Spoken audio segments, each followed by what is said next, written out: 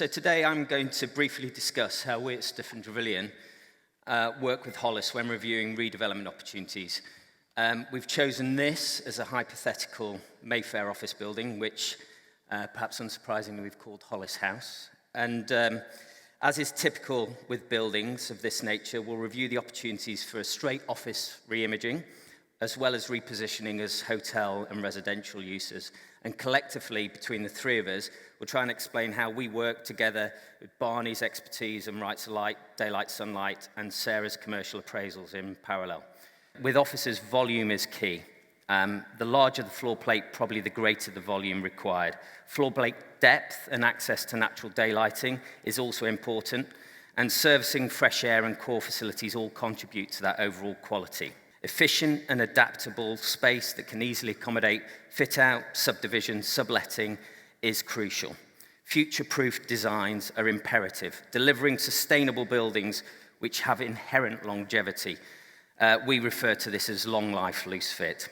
Accreditation remains important, but it's critical to balance adding these badges with their market value and desirability. Other considerations, perhaps specific to hotels, include dealing with the heavy servicing demands.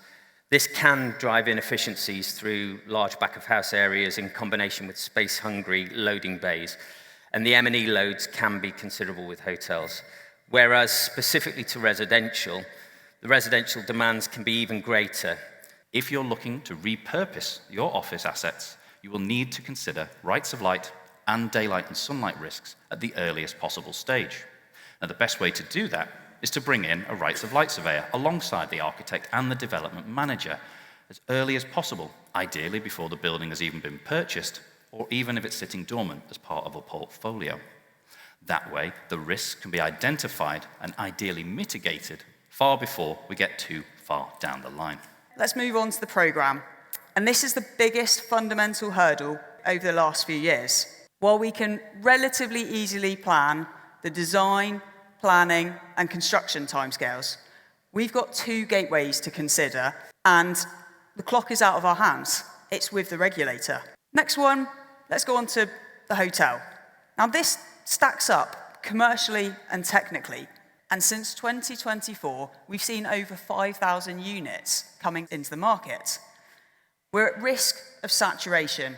Why go and change the use and add in that risk when actually everything points to the office market working? To conclude, and the lesson that I want to leave you with, development management isn't about finding an option, it's about finding the optimal option. What we want to do is de-risk the solution for the clients.